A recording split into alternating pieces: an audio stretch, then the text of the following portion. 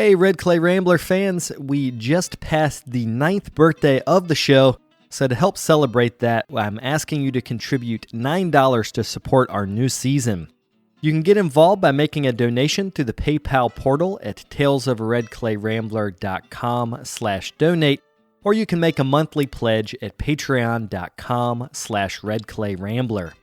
If you join Patreon today, you can access perks like t-shirts, water bottles, and other podcast swag, as well as having access to the Patreon-exclusive Tales from the Vault podcast, which features remastered episodes that are no longer available on major podcast apps. Thanks for listening and being a part of this Red Clay Rambler community. With your support, I can keep the show rolling into its new 10th season. So thanks again, and let's get on with the show.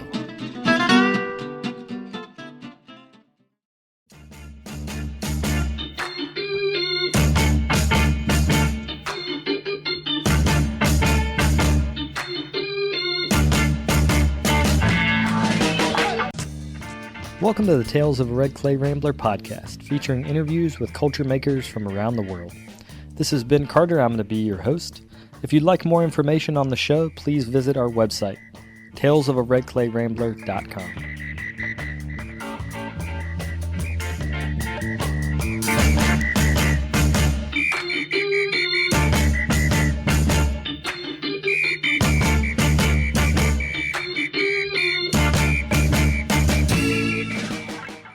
Welcome back to episode 374 of the podcast. Thank you guys for tuning in. This week on the show, I have Canada Week. This is going to be 5 interviews that feature Canadian makers that are helping to shape the landscape of ceramics. And today we're starting with Martina Lantin. She is a professor at the Alberta University of the Arts in Calgary, which used to be called ACAD, or the Alberta College of Arts and Design. She's been teaching there since 2014, and I've known Martina since we were both in grad school years ago and were working on different facets of terracotta pottery. In our interview, we talk about her love of terracotta and drawing from the Italian Renaissance Maiolica tradition, as well as Persian slipwear. If you guys would like to see examples of her work, you can do that at mlceramics.com. This week of interviews is leading up to the Ceramic Congress. That is an online conference that is being hosted by Canada this year. That's happening May the 27th through the 31st, and the registration for all 5 days is only $10. So I'll put the link in the show notes to register for that. I'm going to be interviewing Greg Pace and Katrina Chainer on Thursday at 7 p.m. Eastern, so I'd love to have some podcast fans in the audience for that. If you'd like more information on the Congress, you can look them up on the Ceramics School website under the Ceramics Congress. Without further ado, we'll get to the interview.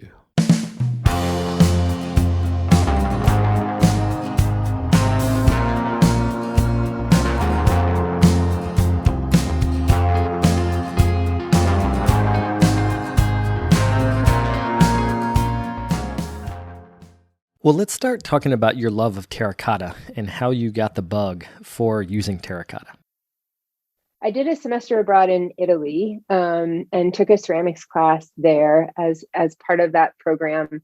And it was earthenware and it was Maiolica. And I had come into that semester out of a program that was very much entrenched in the Japanese aesthetic and, Minnesota stoneware. And that was very much the tradition that I was sort of being brought up in undergrad. And so it was this whole other world in terms of surface, but I didn't quite absorb it at the time. I think I was sort of resistant to it.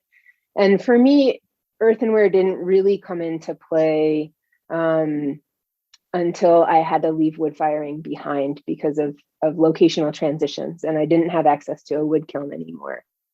And I had previous experience also in Denmark working with earthenware there. There's a very strong tradition of slip decorated earthenware in Denmark. And I had done a semester at a trade school there. And what I enjoyed about it at that time with the slip decoration is it wasn't too removed from working atmospherically, right? In terms of applying slips to the surface and thinking about that decoration living on the clay layer as opposed to on a glaze layer, the way it does in Maiolica. And I like that color was integrated at that place as opposed to something that you put on top in a glaze. But like I say, it wasn't until I left Montana and moved to England for a time that I didn't have access to a wood kiln. And at that time, Cone 6 really hadn't come into its own in the way I think it has now. And it was still very much working to imitate Cone 9 reduction. This was in the early 2000s. And I knew I didn't want to do that, right? I didn't want to imitate something else. And I wanted to be invested in something that was strong of its own, kind of in its own sense of self in that way. And so I established a small studio and was working with earthenware in the southwest of England. And then came back to the US and just continued on that track because I really appreciated how mobile it was. And suddenly I wasn't married to this brick wife, so to speak, like this kiln architecture, and could take this thing, and it was infinitely portable. And it's proved that way through all the subsequent moves I've done since then.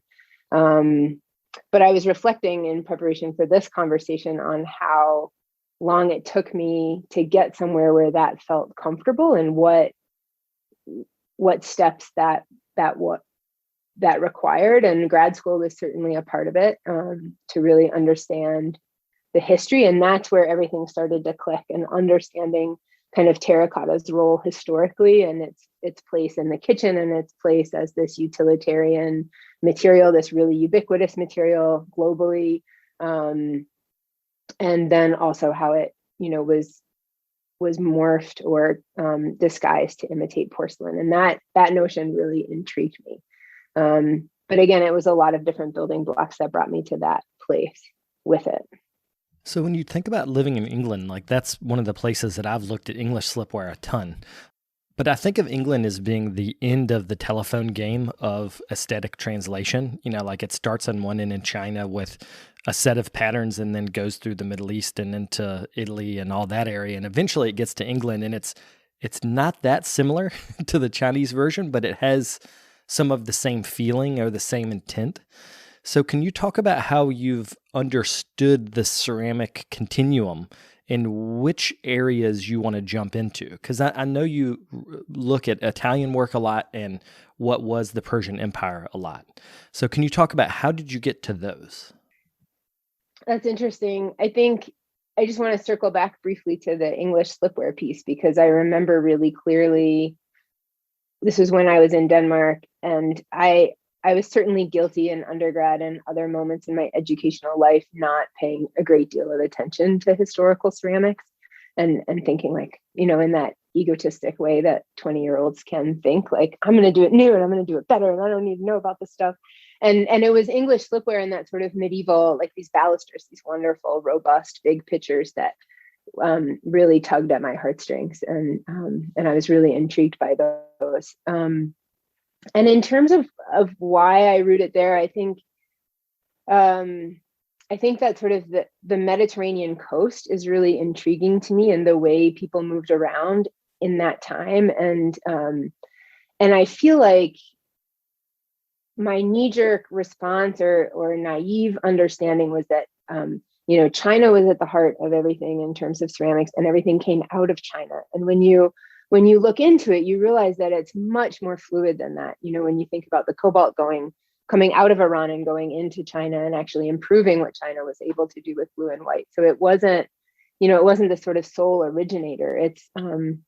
It's such a dynamic and fluid process. And I feel like, I was also sort of instructed to go back and go back and go back and go back. And so it rooted it for me in the Middle East specifically. And also because concurrently they had, pretty compelling slipware traditions alongside compelling tinware traditions. And so how do those two interact with each other? And then how are those also moving around the planet? And it's interesting in the dialogue that's come to the fore in the last couple of years around appropriation and colonialism and all of those things. And I think about that in the context of ceramics, and it's challenging because the history of ceramics is one of migration. It is one of people moving around the globe and sharing their information and pulling from different things that they can use and discarding the things that they can't use. And when I think about the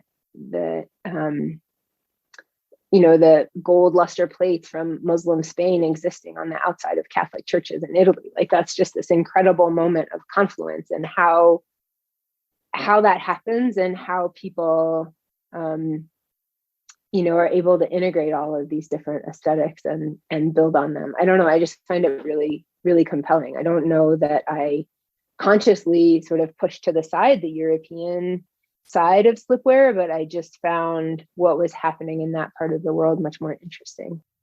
Yeah, and as you're talking about the idea of colonialism, like there's an economic reality to that, where one culture takes over another culture to harness either people power, economic power, something like that. But trade routes and merchant trading is not always colonialism. And a lot of aesthetic shifts come through trade routes that were not tied to a colonial system. They predate a colonial system. So this discussion is always, for me, centers around who had the power when.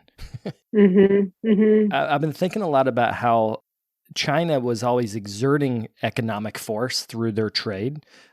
Right. They were not being taken advantage of. They were taking advantage of other people.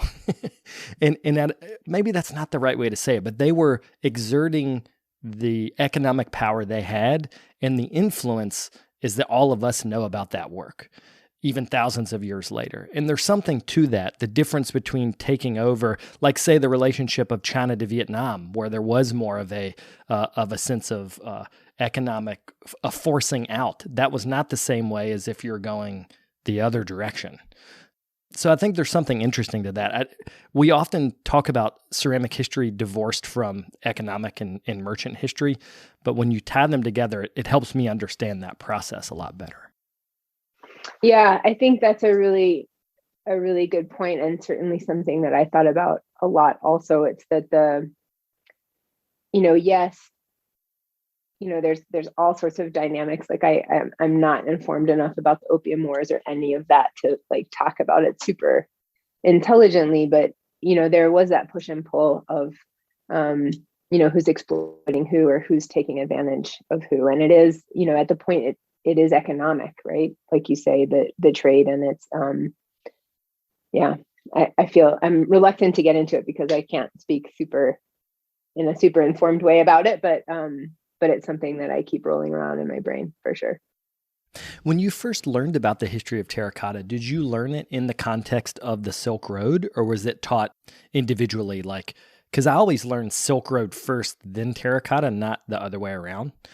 So do you remember how it was contextualized early on? Well, I think for me, those moments that I talked about, like in Italy when I was doing a semester abroad, or the term I did in Denmark, it wasn't given a specific historical context. I think in some ways because in both of those places it was such a living thing, right? In Denmark they have these bowls that are flat across the bottom and these particular angled sides, and there's the slip trail decoration, and they're very common to this day. And I remember the students who were just learning to throw, that was their sort of first big project, was to make these bowls. And when I've traveled in Europe, one of the things that always strikes me when I'm looking for sort of a studio potter kind of form of production is that there's the sort of traditional pottery of the region, right? Whatever form that takes. Often it's kitchenwares and cookwares. And then there's very more sculptural and abstract vessel forms. And there isn't studio potter in the way that we understand it in a North American context or in an English context. And I'd be very curious to talk to more Bernard Leach type scholars to see if, I think it's about that influence of where that influence spread. And I don't know that it spread on the continent as much as it did in Great Britain and in North America. But I'm not answering your question. That's okay. You can keep going in whatever way you want. But what was your question? Well, talking about with terracotta, was it taught within context? And you actually did. Oh, of the Silk Road. Yeah. Yeah, you did actually answer it, which is that you were in places that had a living tradition. And this is a really good point. When you have a active living tradition, history is something to build on, but it's not, people aren't grasping for it because they have their living tradition right in front of them. Mm-hmm. As to where in North America, the ceramic traditions were of indigenous people that had been, subject to genocide and all kinds of bad things. There's no claiming of that as a tradition. So in America, or at least in North America, I feel like we're always starved for traditions. So young potters, I think, are always kind of fishing. They're throwing their hook out into other traditions and trying to catch one that feels authentic or to them. But then we get back to the appropriation and all that kind of thing. So, it's a complicated history. And I think we all as potters pick the part where the aesthetic grabs us, or at least that is for me. So I was fortunate to be in grad school with Walter Ostrom, who, of course, is immensely versed on ceramic history. And that for me was where things really started to come together, because I hadn't had the opportunity to work with somebody who was in an educational context, who was working outside of the Japanese aesthetic of stoneware and wood firing. And so, and then when I started teaching and began collaborating with an art historian, and we started looking at Turkish tile, then other bigger pieces started to come into play. So for me, it was much more organic. Like I remember learning about the Silk Road and Marco Polo in grade 5, but I didn't think about that in a ceramic context at that time, and that was still like strangely mythical and a strange way to talk about it. So I think a lot of that has sort of come later as the work grew. So I don't know that it was, the historical knowledge and then the work developed out of that. I think it was more an organic kind of parallel evolution and growth. Yeah, we should talk about your teaching trips in Turkey. One of the things I'm interested in is, like, you can teach students about technique with Turkish tile. You could teach them about religious context, but you can also take them into a mosque and have them experience that awe of being in that space. So as a teacher, how much sort of ABC training did you need to give them? Like, this is how it actually happens. And how much was it an experiential thing? I think it was largely an experiential thing. There's so many components to that narrative. What was really interesting, we were a group of women traveling. In the class, it was only women.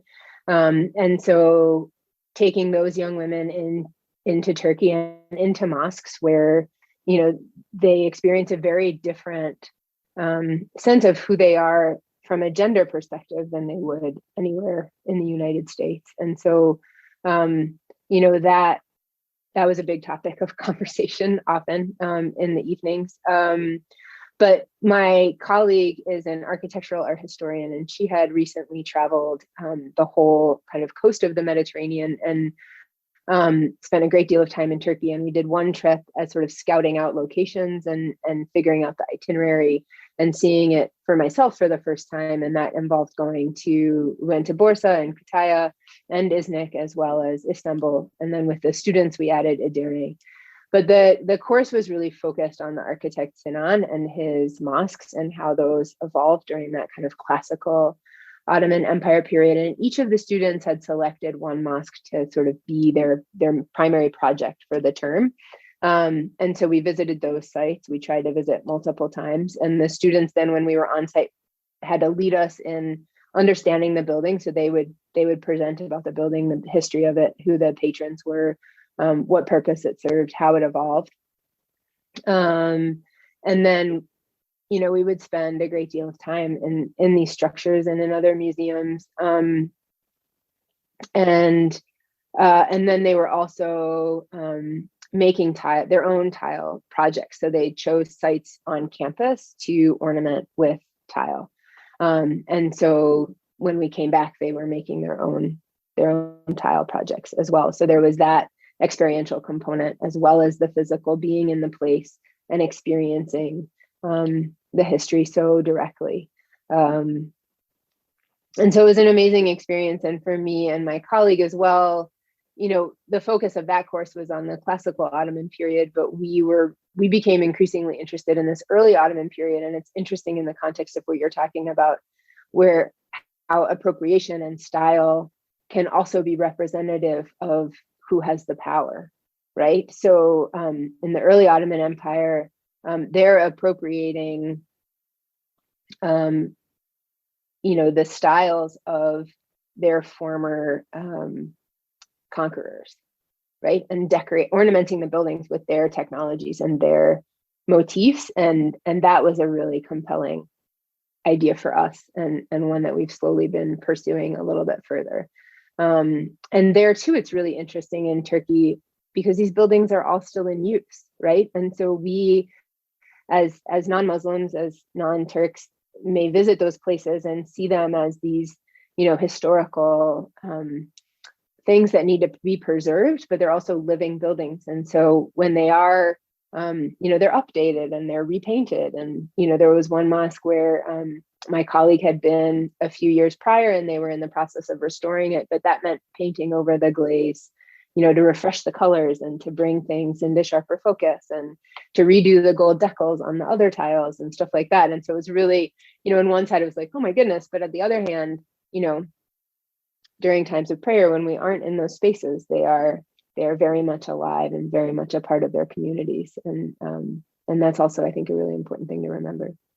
I love that tendency in that general era. This is painting with an extremely broad brush, but if you go from like 1,000 to 1,800, a lot of religious buildings, even if one culture won and took over the building, they didn't knock the building down. They repurposed the building and put their religious symbols on top of that. That goes with mosques where people were sharing the same religion. It also goes with buildings that go back and forth from being a Christian church to a mosque and back and forth, sometimes multiple times. Mm-hmm. Yeah. And as a potter, thinking about layers of decoration, like that to me is fascinating because it is literally decoration as belief, which is something I'm really like about pots. Like I love trying to figure all that out on pots. And when you look at it on architecture, you can see it, like, oh, that came from this. I love going and taking tours with docents or if it's a museum or religious officials where they'll explain like this came from that era. And then 500 years later, they did that and that came from that era. Like to me, that's so fascinating how we can build on our own aesthetic and cultural history. Yeah. In Istanbul, especially, you're right there in the middle of it. The Hagia Sophia is a prime example, right? Just recently being reopened as a mosque. So from a museum, from a Byzantine church. And it's remarkable to think about. I think we sort of think of history as static, right? And when we're in the moment, it's harder to recognize. So let's talk about making slipware pots. Like that is a very specific process. There's a lot of drying, trying to get things not to fall apart. That is so different than, say, Malacca, where, generally you're bisquing and then glazing on top of that. Can you talk about like your attraction to both slipware and what that entailed, and then your recent work in Malacca? Well, like I said, the slipware attraction was initially, right, the color and the clay living on that same layer. And then I was slowly starting to play with colored glazes, and I was noticing slips that would create a drier effect on it would matte the glazes, and other slips, or the slip, some glazes in reaction with the slip would be dry and others would be glossy. And, but I remember those first few kiln loads and feeling like everything was just so dead, right? Like coming out of an atmospheric aesthetic or even a reduction cone 10 aesthetic, you put stuff in the bisque and you take it out and it looks pretty much the same, and you glaze it and you put it in and it just comes out and it's shiny, there's no change. And so, it took me a long time to realize that slip didn't need to be opaque, that it could be translucent. And glazes similarly, that they could move and they could run and they could do all these other things. And there was a business incubator program through the Devon Craft Council when I lived there, and I had this mentor, and I can't remember her name, but she was also a potter, which was great. So we were sort of working through similar problems. And I talked about how much I liked the wood kiln as my decorator, right? This sort of, again, in my naive sense, even then, of what that was this sort of lack of control. And I know that people that are very skilled with atmospheric firing, there's, they know what they're doing. There's not that much lack of control necessarily, but I was still young, and she said, well, you have to become your own lack of control. And I think about that constantly still, and sort of what that meant. But it wasn't until the concentrated period of graduate school that I was really able to kind of dig my heels in and understand how I could do that. And Nova Scotia was a great fit because of all the other artists that were there in the area, also working in terracotta. And so for me, it was just this really rich period of discovery, and helpful comments by others, and sort of, well, what happens if you do this? And that sort of process of questioning and taking chances, for me, was really important in growing the slipwear to the place that it felt comfortable. And it kind of, similar to growing my historical understanding informed the work, the more work I made. And this is true, I think, of anyone when we're in a really dynamic part of the process, right? Is that you make something and you step back and you look at it and you're like, oh, well, what happens if I do this? And, so for me, the throwing and altering, and that being able to be highlighted by the slip, the slip breaking and pooling, very similar to how it would, atmospherically or with a moving glaze, able to get the firing it a bit hotter, getting the iron to come through a bit more, all of those things sort of built to this place where I felt like the slipwear was really starting to sing. It wasn't as flat as those early days where everything just came out looking the same. And it started to be much more dynamic and something that I ran with for a long time. I think it's really fun as an artist when you get that slip recipe. And for me, it was a definitive moment when I realized that I could play with every part of it, including the amount of colorant. Like I enjoy that translucency of slip too. And in grad school, I was figuring out, like, if it's 7.5% Zirca packs, what does that look like versus 4.5% versus 10? Because most of the recipes of people in the 80s that were doing slip decorating, it always said 10. Like 10, the number 10%, Zirca packs 10, whatever the opacifier was. And it was like the light bulb went on in my head, like, oh, wait, if I start pushing it down, it becomes more translucent and also less refractory. Like you mentioned, right. that the slip can affect glaze based on its refractory nature. So how were you playing with your slip to get it to work the way you wanted it to? For me, it was deflocculating it. So it was, so the translucency for me, there's no opacifier in the recipe that I would use. And it was really just, it was playing with it the way people will play with the thickness of a glaze, right? And allowing it to be more fluid, which also, like, in terms of workflow, was great, because often when when you're trying to apply a slip, and sometimes it's so easy, as you say, to oversaturate something, right? And I remember early days, like, I'd pour the slip on the inside and then wait a day, and then I'd do the outside. And then, with the deflocculated slip, I do it as if I was glazing it all in one go. And then that created that sort of sheeting effect and the pooling effect that I was looking for. And that was really key. And I can't remember, whether it was the technician at NASCAD or Walter, or like who gave me that key. But once I discovered that sort of informed this whole shift in the work, and in terms of what I was thinking about and how I built and what I did. And what I, like being able to take a 7-pound bowl in and out of a container of slip and not worry about it falling apart, was a pretty eye-opening experience, and one that allowed the work to start doing all these other things. When were you there in Nova Scotia? What years were you there for grad school? 2007 to 2009. I wonder if you were the one that told me to deflocculate my slip, because I also do that, and I cannot remember how I got onto that idea. So it might have been you. Yeah, because you and I were in grad school at the same time, and Linda had connected us, and there were definitely moments where we would share recipes and sort of troubleshoot stuff. And Linda had that great website, like, I don't even blog. I don't know what form of early internet social media that was that she had, but she had that earthenware group, right, where everybody was on there sharing different ideas and troubleshooting things with each other. Yeah, so maybe we mutually learned it from there. I have no idea, but for me, it was just a game changer. Absolutely. So when you think about pattern, when you're putting pattern underneath slip can run over top of it and you can get some really nice breaking. But then when you put the pattern over top of the slip, you can start to incorporate color or other forms of texture.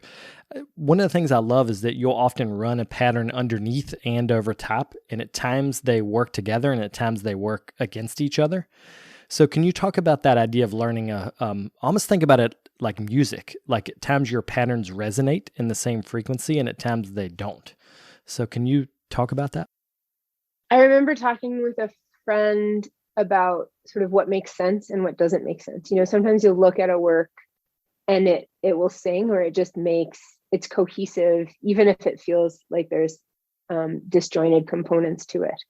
And so oftentimes there's enough of a pattern visible under the slip that I can anchor what's happening over top to that moment, and then allow it to grow and spread from there. So I think what you're picking up on is that there is that anchoring moment where the two patterns are aligned, but then I don't worry too much about them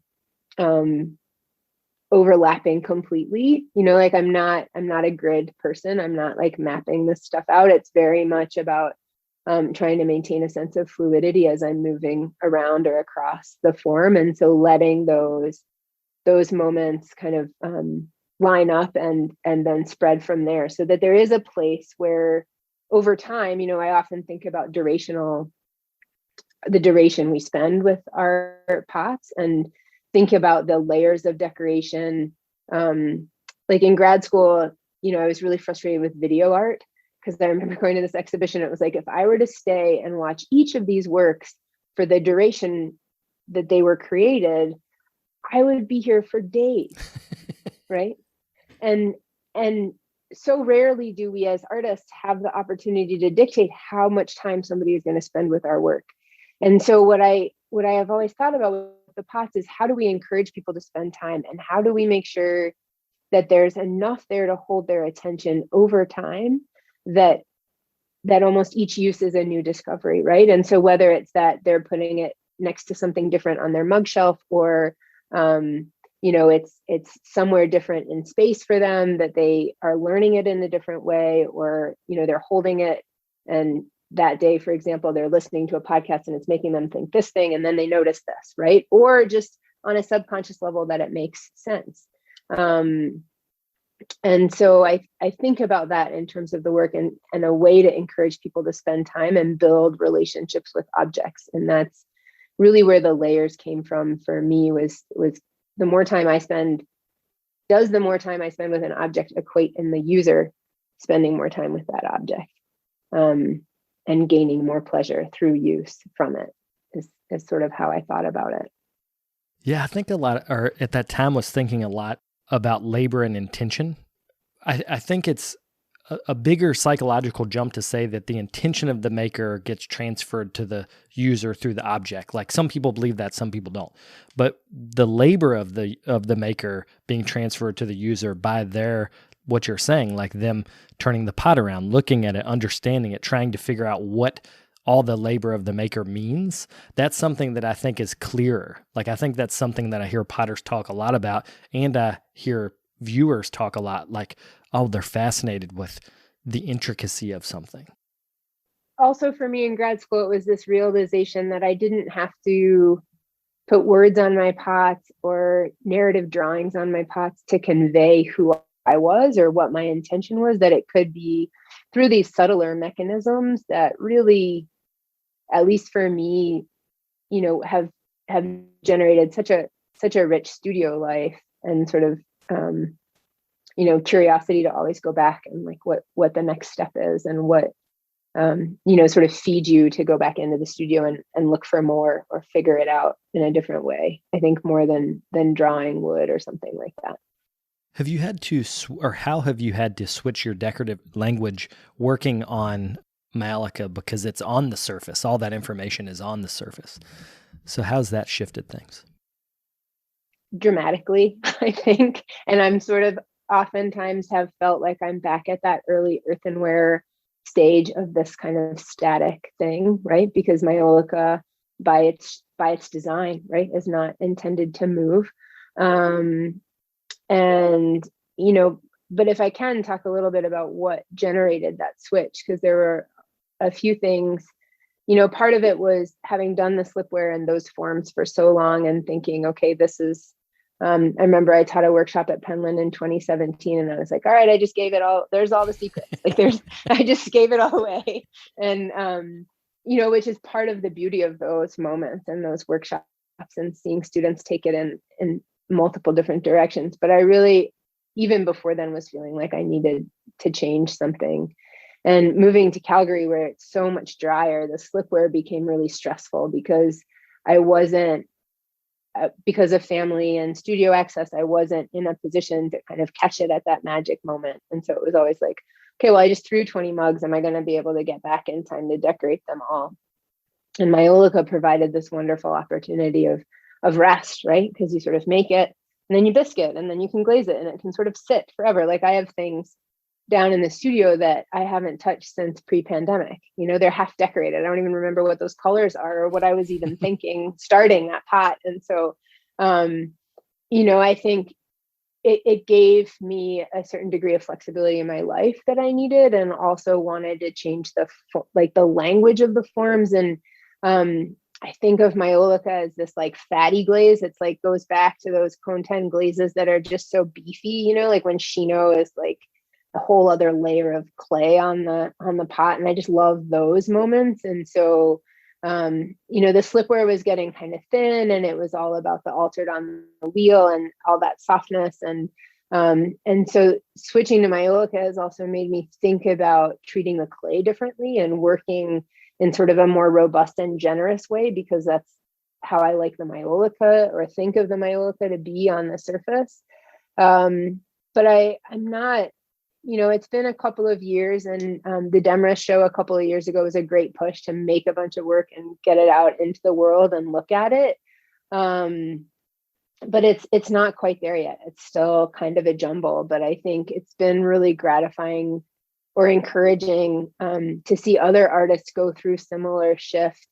You know, like Liz Quackenbush shifted completely into porcelain, or Sean O'Connell is switching from white to stoneware, and you know, Carrie Radash changes regularly, and all of these individuals, and Andy Shaw and I are sort of in a conversation talking about what this dynamic is. And you know, it's kind of, it's certainly a privilege of my position being an academic that I have the flexibility to experiment and to change, that I don't think if I was doing this for my livelihood, I would necessarily feel I had the freedom to do.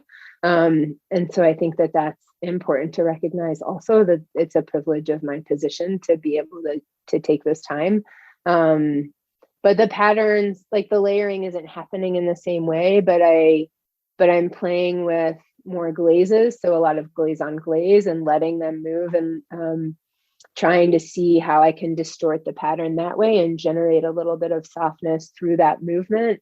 And so having like really hard opaque stains that are stiff against some of the glazes that I adopted from my slipwear palette, you know, brought those forward, and then those are sort of moving on the surface. And then the way metal oxides will vary naturally, you know, copper is an amazing substance and has this wonderful variability, even if you think you're getting it as consistent as possible, you know, which I love, even just that contrast of a stain in a glaze versus a metal oxide in a glaze or an overglaze. So it's still been a very slow process. And I'm not as happy with it as I was with the last slipwear. As I sit here at my desk, I'm sort of looking at one Maiolica mug, and there's a slipwear mug in the distance, and you know, they're not the same language. But I remember talking to somebody outside of ceramics about like, I'm doing this really big change in the studio, and I explained it to them, and they were like, that doesn't sound like that big a difference. I was like, oh, it does to me. I think that's the stuff that keeps us interested. I remember talking to Sean O'Connell about dissatisfaction, like the value of having things not quite be there as a motivating force.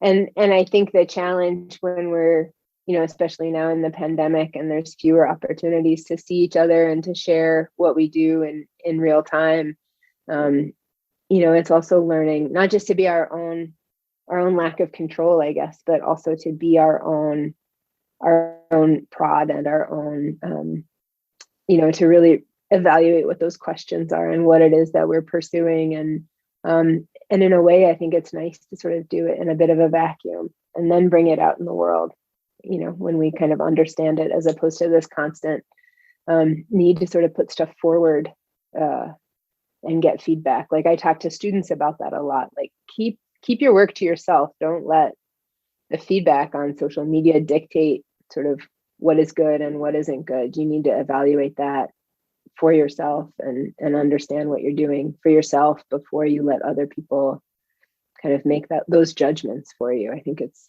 kind of dangerous as a student anyway. Well, let's talk about your teaching.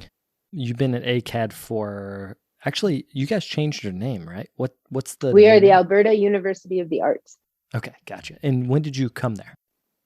I started teaching here in the fall of 2014. So you've settled in. I would imagine you feel like this is home now. Calgary is home.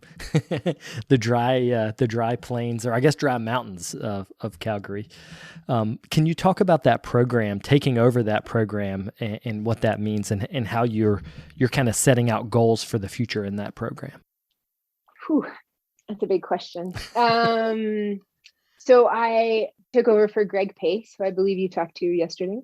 And Greg Pace and Katrina Chater were incredible role models just in terms of collegiality and working together and building a strong program. And it was a program that produced, functional potters and sculptors and some of the strongest functional potters in Canada, I think right now, came out of this program before I arrived. And I was really proud to kind of be brought into a program that valued pottery and really was very committed to it, and I would argue continues to be committed to it.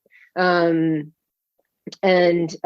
then Katrina retired, and Zimmer Beiner came on as my colleague, and we've been working on the program. And in that time, also the master's program began here, and we've had consistently 1 to 2 students in ceramics in any given year, and their work styles have varied greatly as well, and that's been really generative for the undergrads to see that process. And then another crucial component of the program has been the visiting artist position, which somebody comes in and teaches for a year and produces work, and that also was this great kind of incubator, both for emerging educators and also for the students to see somebody else. So over the course of their time here, students would be working with at least 5 different faculty people, which I think in terms of exposure and different perspectives was really dynamic and important for them. Like a lot of places, our budgets are shrinking, and I don't want to get too involved in Alberta politics, but I will say we're in a challenging position. And so we're really needing to hone what we value and what we want to make sure continues. And Zimmer and I have been approaching the program from the perspective of, I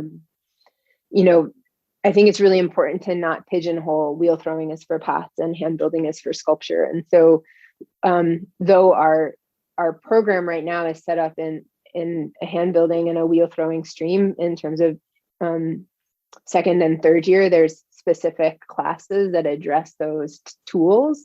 We try to keep it the breadth as wide as possible in those classes, so that, and then Zimmer and I also alternate. So even though I'm the wheel throwing functional potter, I'll teach the hand building class and he'll teach the wheel throwing class, also as a way to help students see in action this the flexibility and the malleability that you don't need to be one thing or the other in order to make one type of work or the other, that everything is sort of tools that you can pull from and build your skill base. And so that continues to be an important component for me, to keep students thinking about that flexibly, to keep students thinking about that as flexibly and open-mindedly as possible. And then the other thing that I've noticed, so I came to AU Arts from a liberal arts college, and I myself was in a liberal arts, have a liberal arts background from undergrad, and value that kind of learning also, where you're pulling from all of these different disciplines across the sciences and humanities.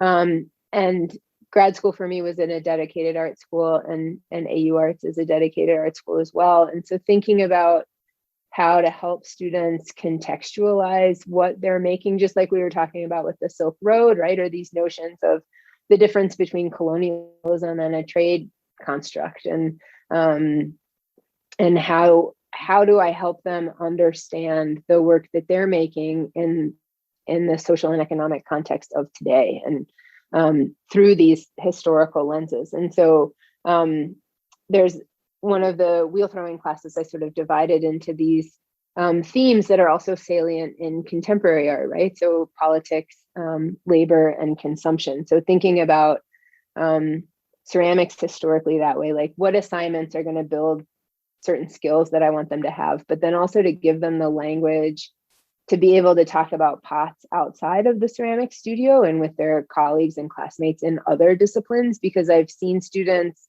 who want to make pots and they'll often graduate to make pots, but they don't necessarily focus on pots while they're here. So I'm trying to encourage them to take the time to really dig into pottery while they're a student, so that they can really understand it, as opposed to just seeing it as an economic means when they graduate, but also to give them the language to frame it in a contemporary art context, as well as building skills from a studio pottery context. And so that's sort of a nascent course design that I've been working on, and I've only been able to run it one time. So the pandemic sort of put a handbrake on seeing all these things kind of come to fruition. And I think it's going to take us a couple of years to really understand both the things that we were building before the pandemic and the effects of the pandemic on students' progress through the program, and the skills and the gaps that they have when they leave. But I think AU Arts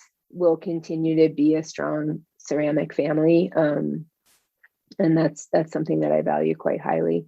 And to keep that focus present on pottery, because I see it disappearing in so many other places. And it's something that, has brought me this far. And so I think it has great capacity, and I don't want us to lose that language and lose that sort of understanding of this huge aspect of humans' material culture history, right? And be able to continue to bring it forward in really thoughtful ways. Well, I wanted to end with a question that is intentionally big, so you can take this any direction you want to go. How do you think that functional pots are relevant today for 2021? And an extension of that is, how do you teach students that pots are relevant? When I'm talking to students, and sort of when I'm giving my introductory, introduction to wheel throwing, this is why I think wheel throwing is important. This is why I think ceramics is important, sort of lecture or conversational starter. And I use the, ubiquitous example of an IKEA cup or IKEA dishes, or, if you're in the US, Target, things like that. But I talk about it from the perspective of personal expression, and this capacity to take something that you've made and something that you've spent time in, and is a demonstration of your beliefs. And again, not because of anything you've necessarily written on the outside or drawn on the outside, but it's a moment of your time, and you're sharing that moment of time with somebody else, and you're offering them a particular experience. I think about, Garth Clark's article, "The Storm in a Teacup," and that teacup of Betty Woodman's that would cause him to sit down and pause, right? Or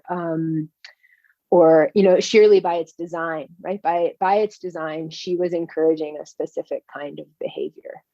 And I think functional ceramics has that capacity that we can instigate or encourage particular kinds of behaviors in our users or experiences or things to make them think about, and I think for me, that is really continues to be the value. It's not just the selfish or egotistical, like, I need to make this, I feel compelled to do this, but it's also that it gives me the capacity to put something else in somebody else's life that may bring them a different understanding of, not of themselves. I mean, that's a bit high goals, I guess, but just, yeah, I think it's just about providing a different experience and one that they may not have known that they were looking for. And I think functional pots can do that. I love asking potters about this question and educators, because there's a couple different ways that people think about meaning in their life. One is that you start some type of practice, like playing an instrument, making pots, painting, whatever it is. And then the teacher says, this is a meaningful experience. What does this mean to you? That's one way to do it. That's not the way it happened for me. I started making pots and realized something meaningful was happening inside of me. And then I had to ask my teachers, like, I don't know, I don't know what's happening. Like, why do I feel so compelled by this activity? And then they started talking about how they felt compelled and how making things gave their life meaning. And it helped me to understand. So it's almost like points on a spectrum. You can start with meaning, or you can start with activity and then have someone explain that it's meaningful. Either way, I've noticed that as makers, this is much more than just commerce. Like, we're not just making things to sell. We're making and engaging in an activity that gives life purpose in a way that I really appreciate that, especially in the pandemic when we've been able, we've been disconnected from a lot of the relationships of the people we love. Like, making is a meaningful way to feel connected with myself. And I think that's really important. But then why is it also in the pandemic so hard to make? On the one hand, theoretically, we have so much more time, right? But the studio has been that much harder to enter for me. Me too, for that matter. Yeah. So I don't know. There's a constant feeling of distraction, and I can't put my finger on what I'm distracted by. I mean, there's lots of social stuff, social upheaval, everyday life is distracting, but I know what you mean. There's like a bigger black hole of something in the pandemic that's sucking all of our energy into it. It's been also a grateful pause in a way, like, especially as this transition, for me, transitioning in the work, it's been a moment to also just look at it and think about what it is that's going on and what do I value and what is going to bring me back into the studio to keep making when this is over. Well, I wonder too, like we talk about, we go through ebbs and flows, like my production and my creativity don't coincide. Like, I'm either really productive or really creative, and they're often not at the same juncture. And I wonder if that's what's happening now. Like, this is, like you said, it's a pause. It's a time in which our community is rethinking what our community values are. As individuals, we're rethinking what our values are. So I hope in 5 years, we'll look back on this time and you'll see a lot of our peers took shifts in their work or shifts in their life. Maybe they had a kid, maybe they bought a house, maybe, all of the human stuff that we all need to do to survive, that keeps marching on. Yes, it certainly does. Well, to wrap up, can you leave your website and social media, and also the website for AU Arts, so people can find out more about the program? Yeah, happy to. So my website is www.mlceramics.com, and my Instagram handle is Lantin Ceramics. And you can reach and get more information about all the programs at Alberta University of the Arts at auarts.ca. Well, thanks for taking the time to do this. I appreciate it. It's wonderful to talk to you, Ben. Thank you.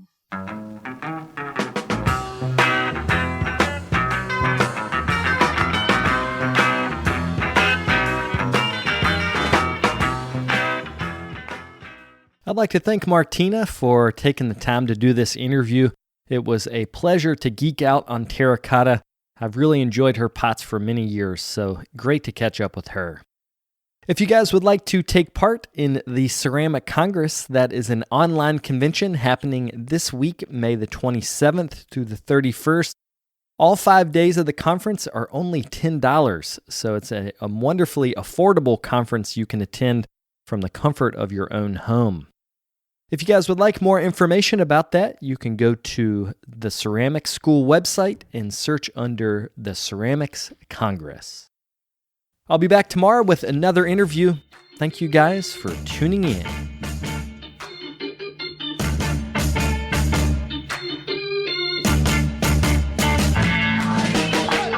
If you'd like more information on the artists on the show, or if you'd like more information about the workshops and events that I'll be having in the next couple months, you can follow me on Twitter, Instagram, and Facebook under Carter Pottery. Another great way to support the show is to leave me a comment on iTunes.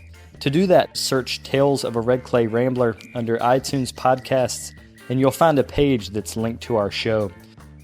Thank you guys for the support.